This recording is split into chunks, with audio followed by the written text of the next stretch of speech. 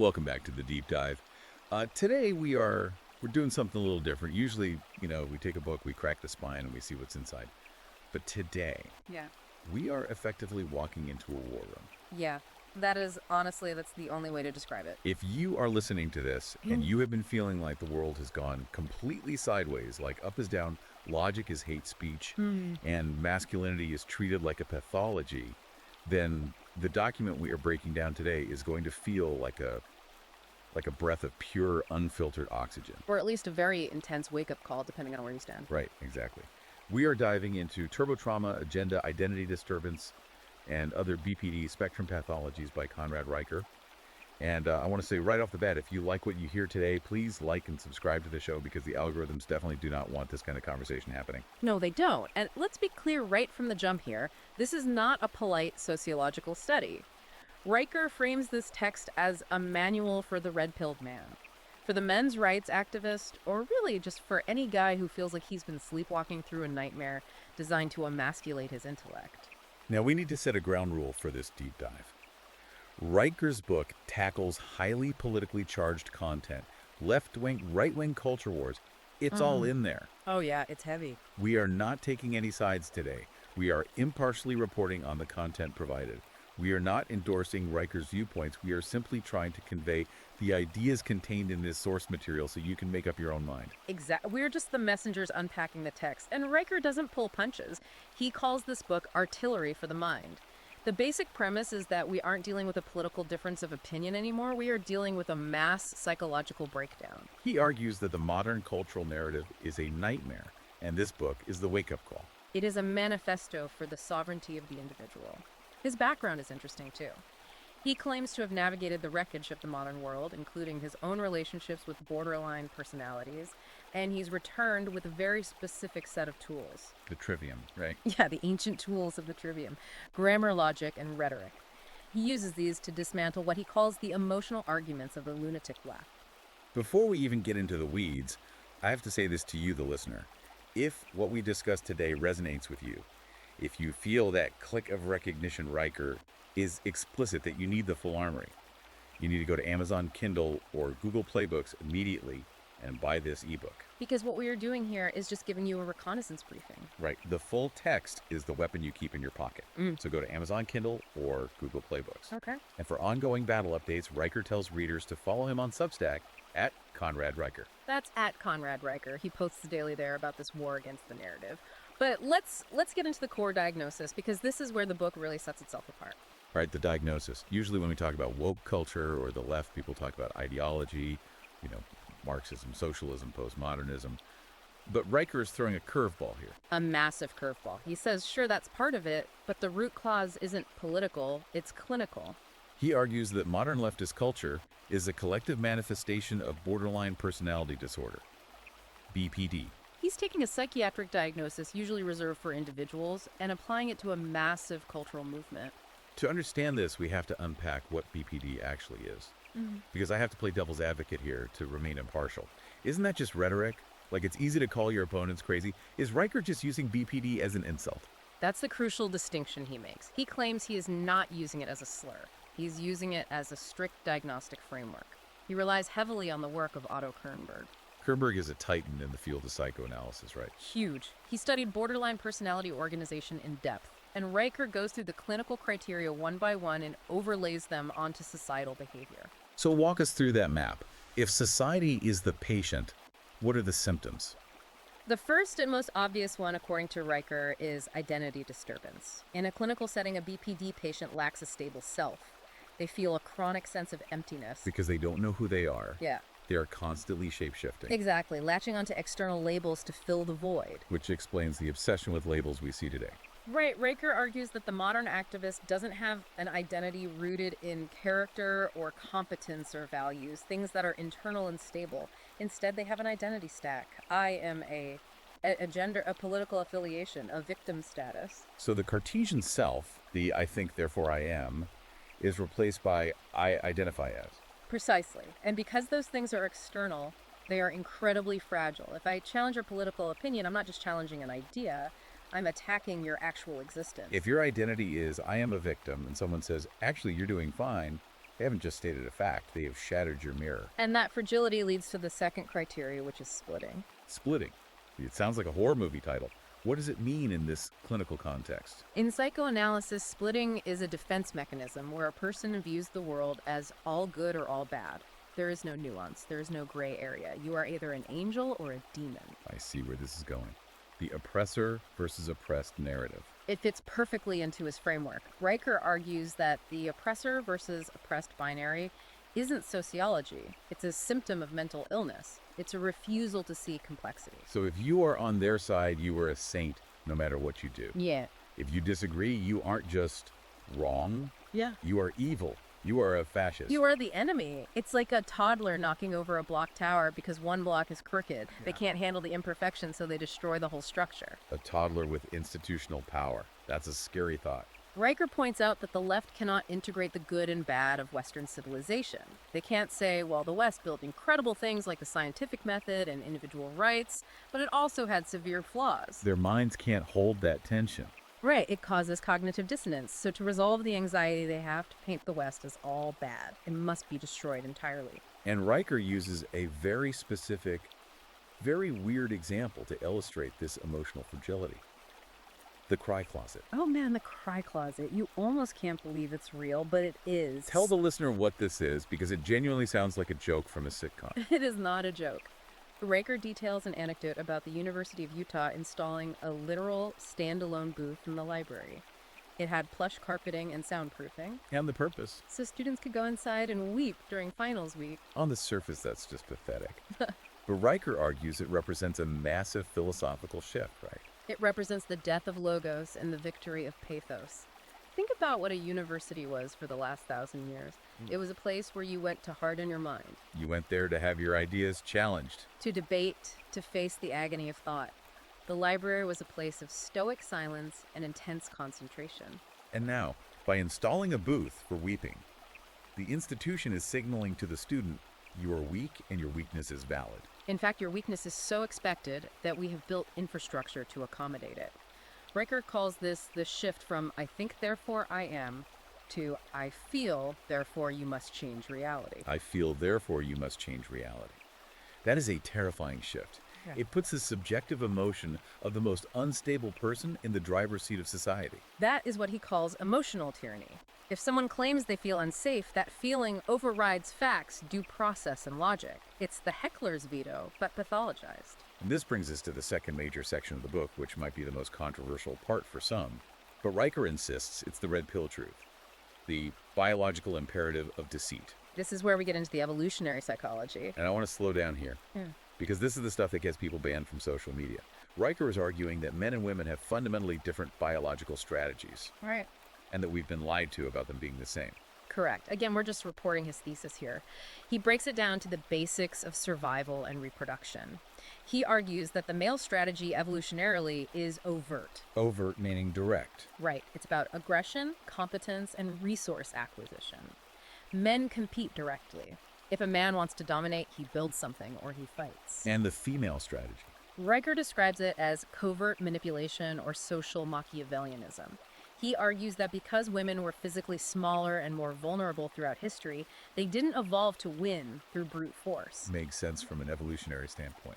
If a woman dies in tribal warfare, the reproductive capacity of the tribe takes a massive hit. So women evolved to be risk-averse regarding a physical danger, but high risk in social manipulation. So gossip, reputation, destruction, social ostracization. These are the female equivalent of a spear. Precisely. Riker argues that reputation destruction is the primary female weapon. And in the modern world where we don't throw spears anymore, the social weapon has become the dominant weapon. A woman can't beat you in a fist fight, but she can destroy your career, your reputation, and your access to your children with a whisper campaign or a false accusation. The weaponization of empathy, that's a key phrase he uses. Let's drill down on this because he backs it up with neurological research on what he calls the crying hack. Now, I can hear skeptics saying, come on, crying is just an emotion. Is Riker saying there's something biologically distinct about female tears? He claims it's hardwired neurology. He cites specific research regarding how the male brain responds to the sound and sight of female distress versus male distress. That's the difference. When a man sees another man crying, the brain registers it as a context-dependent event.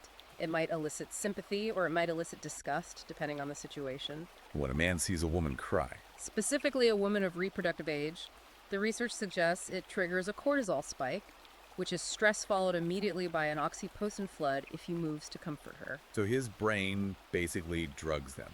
It overrides his threat detection. It effectively takes the logic module offline and engages the protector module. Riker argues this is an evolutionary adaptation.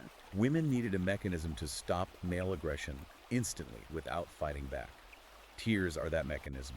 They are a biological circuit breaker. Okay, that makes sense for survival in the Stone Age.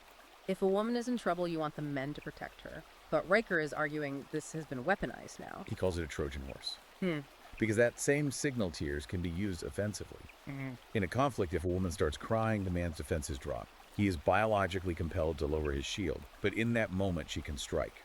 This is the cry-bully concept. Exactly. I am a victim, therefore I can destroy you. Riker argues that modern feminism has institutionalized this biological hack. The entire movement is effectively a global cry-bully tactic. We are oppressed victims, so give us power. It explains the constant oscillation between I am a strong, independent woman who needs no man, and I am a victim of the patriarchy and need government protection. It's that BPD, I hate you don't leave me dynamic, played out in politics. And Riker connects this to hypergamy. Let's define hypergamy for the audience, just so we're all on the same page. He defines hypergamy as the female drive for security and status. He argues that what we call female intuition is actually a hypervigilance to social cues, evolved to extract resources without physical risk. It's about ensuring survival by aligning with the strongest or most resourceful provider. And if that provider is the state, Then they align with the state. That's his key point. Riker argues women have swapped the husband for the government. But to keep the government the new provider acting as the protector, they have to maintain the narrative of victimhood. now you would think that psychology, the actual study of the mind, would understand these dynamics. But Riker takes direct aim at the American Psychological Association, the APA. He looks at their recent guidelines on men and boys and sees a literal conspiracy. The guidelines that talk about traditional masculinity being harmful, I remember when that came out, it caused a huge stir in the manosphere. Riker dissects it ruthlessly. He calls it a manifesto to feminize men.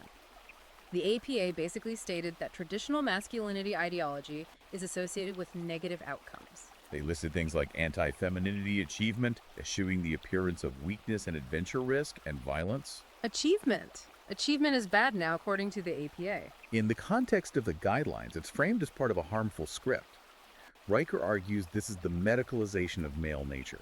If you tell a boy that his desire to compete to win, to be strong, and to not cry when he gets hit is pathological, you are telling him that he is the disease. It's gaslighting an entire gender. Your instincts are wrong. Be more like your sister. That is a very apt analogy.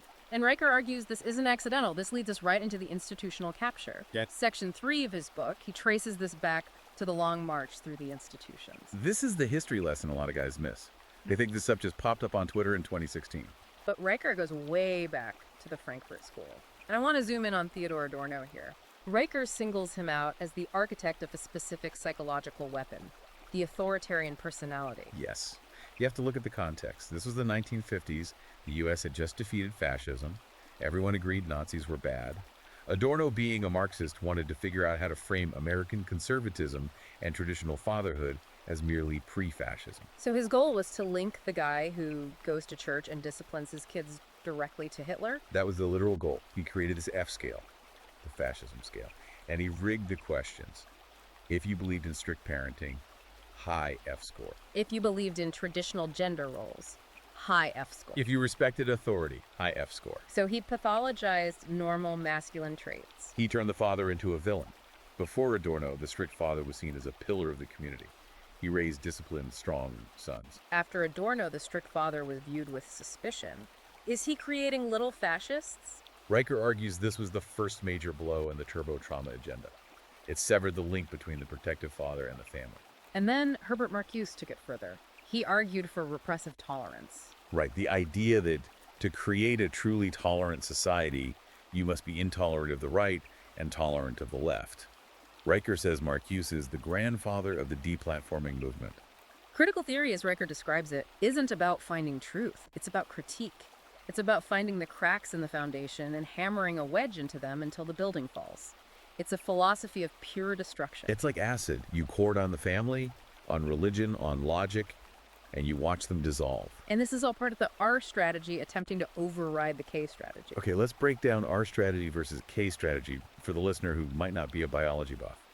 This is crucial for understanding the turbo trauma concept. In evolutionary biology, an R strategy is about quantity over quality. Low investment parenting, high reproduction dependency on the environment. Think rabbits. They have a million babies, don't raise them and hope some survive. And a K strategy. It is high investment loyalty, truth planning for the future. Think wolves or humans traditionally. Riker argues Western civilization is a K-selected strategy. It requires discipline and high investment. While the left, with its emphasis on dependency, free resources, and lack of consequences, is pushing an R-selected strategy. Exactly. They're weaponizing pathological altruism to destroy the host civilization. Pathological altruism is when you help someone to the point that it kills you, or when you help the other at the expense of your own tribe. Riker argues we are being guilt-tripped into civilizational suicide, and nowhere is this war more visible than in the education system. This is the war on boys. I have friends with sons, and they all say the exact same thing. School is a nightmare for boys right now. Riker calls it the feminization of education. He argues that schools have pathologized normal male behavior. Rough play competition, fidgeting, drawing tanks. These are all treated as disciplinary issues now. He tells that story about the finger gun suspension. A kid points his finger like a gun and gets suspended. It's a projection of female anxiety onto male biology. The teachers, who are predominantly female, see a finger gun and hallucinate a school shooter. They can't distinguish between play aggression and actual violence. And this leads to the ADHD epidemic. Riker has some pretty staggering numbers on this. He cites CDC data showing boys are diagnosed at 2 to 3 times the rate of girls. But Riker goes a step further. He calls the medication Ritalin, Adderall chemical castration. Whoa, that is a massive claim. How does he justify calling it that? Look at the mechanism. Stimulants like Ritalin increase focus, yes, but they also suppress motor activity. They make you sit still. They blunt emotional extremes. Riker argues that the school system is designed for the female brain. It emphasizes verbal communication, sitting still, compliance with authority, and consensus. While the male brain, generally speaking, learns through movement competition and trial and error. So when you put a boy in a girl's environment, he fails. Instead of changing the environment, we drug the boy. We are breaking the thermometer because we don't like the temperature. We are medicating the masculinity out of them before they even hit puberty. And then you add the curriculum on top of that, what he calls the curriculum of shame. Privilege walks, historical revisionism. Riker argues this is designed to fracture a boy's identity. If you tell a white boy that his ancestors were villains and his natural ambition is toxic privilege, you induce learned helplessness. Learned helplessness. That's a psychological term for when an animal is punished randomly no matter what it does. So it eventually just lays down and accepts the abuse. It's psychological warfare on children. And if that boy grows up and tries to enter the legal system, he finds out the battlefield is even more tilted. Riker calls this the gynocentric conspiracy of silence regarding domestic violence. This is a crucial section of the book. He brings up Erin Peatsy. She founded the first women's shelter in the world in the UK. She is the mother of the modern shelter movement. But she was ostracized, banned, and threatened. Why? Because she stated, based on her own data, that domestic violence is bilateral. Meaning women are just as violent as men? Exactly. And often the violence is reciprocal. But that didn't fit the narrative, so they erased her. Instead, we got the Duluth model. This is the framework used by police departments almost everywhere, right? It explicitly frames all domestic violence as patriarchal terrorism. Wait, explain how the Duluth model works on the ground for the audience. If the cops show up to a house, what does the model tell them to do? The model dictates that they must identify the primary aggressor. But the training implies the man is always the dominant aggressor because he has male privilege. Even if he is the one bleeding. Even if she is the one holding the knife. Riker cites anecdotes of men being arrested while bleeding because, quote, she is smaller or you could have left. It ignores reality to preserve the ideology. Riker points to the Johnny Depp versus Amber Heard case as the definitive forensic exposition of this. That trial was a cultural earthquake for the manosphere. Riker analyzes it as a case study in female-coded rage. He talks about DARVO, deny attack and reverse victim and offender. It's a manipulation tactic where the abuser claims to be the victim. Amber Heard was on tape admitting to hitting him, yet she played the victim. And yet there were men defending her. Riker calls them white knights. This is the white knight pathology.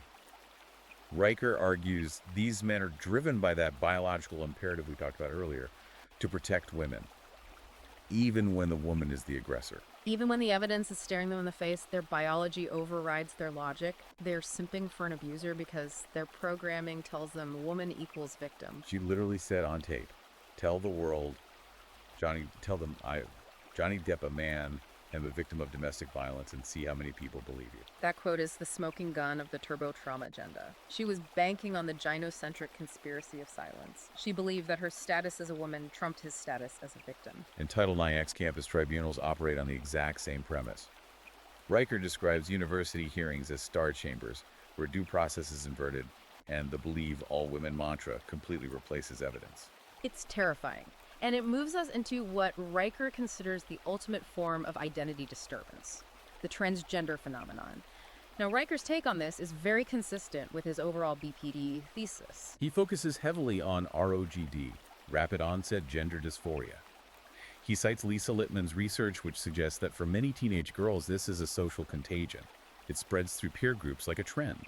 But Riker connects it to the mothers, which was a totally new angle for me. Munchausen by proxy. Yes, he argues that in many cases this is Munchausen by proxy on a societal level. Munchausen by proxy is when a caregiver makes a child sick to get sympathy. Riker argues that modern trans moms are doing a social version of this. Mothers gain social currency, they gain status in the woke hierarchy by having a trans child. It makes them the ultimate ally. They get to be the martyr and the saint. So the child's identity becomes a prop for the mother's ego. That is his argument. And for the kids themselves, Riker sees the trans identity as a shell. Remember, we talked about identity disturbance. If a kid has no stable self, no sense of who they are, and they are suffering from trauma, or maybe they are on the autism spectrum, which Riker notes is very common in this cohort, the trans label offers a rigid, pre-packaged identity. It's a crab finding a shell because it's too soft to survive the ocean. A hard, prefabricated shell. It comes with a flag, a community, a set of enemies, and a strict script. I am trans. Suddenly, you aren't just a confused, lonely kid. You are a generic warrior for civil rights. And Riker says demanding society affirm this is a failure of reality testing on a civilizational scale. It's the ultimate gaslighting. To demand that the world accept a biological impossibility is to break the world's connection to truth. It is, I feel, therefore you must change reality, taken to its absolute limit. We're well into the deep end here, and I want to remind everyone listening, if your blood is boiling either in agreement or shock, you really need to read the source material. Go to Amazon Kindle or Google Play Books and get Turbo Trauma Agenda. We are just skimming the surface of the data Riker presents. You need to see the citations yourself. And follow Conrad Riker on Substack. He breaks down the daily news cycle using these exact frameworks. It's like having a decoder ring for the headlines. We haven't even touched on the dating market yet. Section 7, sexual market value and the wall. This is the stuff that usually gets people canceled, but Riker puts it in stark economic terms. He uses the Pareto principle, the 80-20 rule. Data from Tinder and OkCupid shows that the top 20% of men are getting 80% of the female attention. Women are hyper-selecting for the top tier. Which leaves the bottom 80% of men fighting for scraps. And the average woman thinking she deserves a top-tier man because she can get a match with one. She can get a match, but she can't get a commitment. That's the disconnect. Riker talks about the divergence of value over time. It's cruel math. Male value tends to accrue like compound interest. As a man gets older, if he works hard, he gains status, resources, confidence. His value goes up. And female value. Riker argues it depreciates because it is tied more heavily to biological markers of fertility, youth, and beauty. He says it's not sexism, it's evolution. Men like what they like. This leads to what he calls the epiphany phase. This is women in their 30s who spent their 20s prioritizing careers and riding the carousel, his words, only to realize that the high-status men they want are now looking at 23-year-olds. He quotes Schopenhauer here, on women. He does. He discusses Schopenhauer's view that women prioritize the immediate and emotional over the abstract and future-oriented. Riker argues this is why they hit the wall so hard. They didn't plan for the winter during the summer of their youth. And he mentions the neurochemical cost of promiscuity, oxytocin burnout. The claim is that high partner counts destroy the neurochemical ability to pair bond. Oxytocin is the bonding hormone. Riker argues that if you bond and break dozens of times, you eventually fry the receptor. You become incapable of forming a deep, lasting connection. You become a ghost in your own relationships. That is a bleak picture. It sounds like the West is just done. The family is destroyed, the schools are indoctrination camps, and the dating market is a disaster. But Riker doesn't just leave us in the wreckage. He offers a strategy. He calls it reclaiming the Iron Citadel. This is the white pill at the end of the red pill overdose. It starts with the trivium. We have to reclaim the tools of thought, grammar, logic, and rhetoric. Grammar is about defining words. We have to stop semantic drift. We have to stop letting them redefine equality to mean equity. We have to hold the line on definitions. Can you give an example of using grammar as a weapon like he suggests? Sure. Riker says when someone says diversity is our strength, you use grammar to ask, define diversity. Do you mean diversity of thought? Or diversity of skin color? And define strength. Does it mean social cohesion? Or does it mean lack of conflict? By forcing the definition, you expose the emptiness of the slogan. Usually diversity just means fewer white men and strength means nothing. You pop the balloon, and logic. He emphasizes learning the fallacies, disarming emotional fallacies like the appeal to pity. When they show you a picture of a sad child to justify a policy that will destroy the economy, you have to be able to say that is sad, but the policy is still wrong. That takes courage. It takes the ability to be called heartless. Riker says you have to accept that you will be called names. Racist, sexist, transphobe. These are just control words. They are shot callers. If you flinch, they win. If you say, I don't care what you call me, the facts are the facts, they lose their power. That is the gray rock method. Be a gray rock.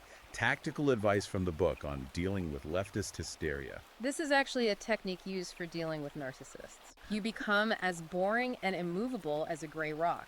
When they scream, you don't scream back. When they cry, you don't apologize. You just stand there. You do not negotiate. You do not explain. You simply exist in the truth. Become boring and immovable. It denies them the emotional fuel they crave.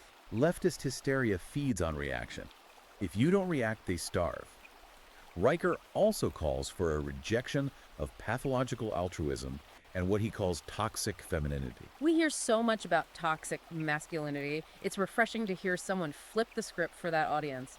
He argues toxic femininity is the weaponization of weakness to control strength. The solution, Riker says, is to return to the Western canon. Read Homer, read Dante, read the great books that built the masculine mind. Detox your brain. And finally, the most important mandate. Go forth and multiply. It's a demographic battle. Riker says you can't just complain. You have to outcompete and outbreed the ideology.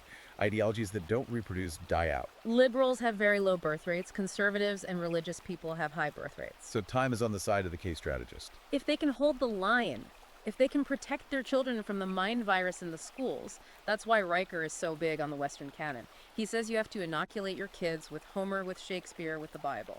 You have to give them a soul that is too dense for the identity disturbance to penetrate. Build a fortress from the inside out. The Iron Citadel is your mind. This has been a massive deep dive.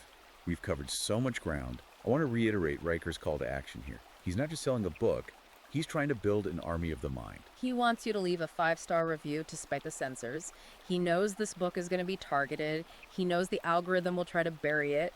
So he's asking for guerrilla warfare from his readers. Oh, do it. Go to Amazon Kindle or Google Play Books. Buy Turbo Trauma Agenda.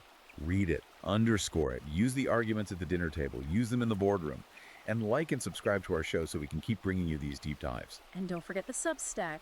Conrad Riker. The news cycle moves fast, and Riker is analyzing it in real time. If you want to see how the BPD diagnosis applies to the headline of the day, that's where you go.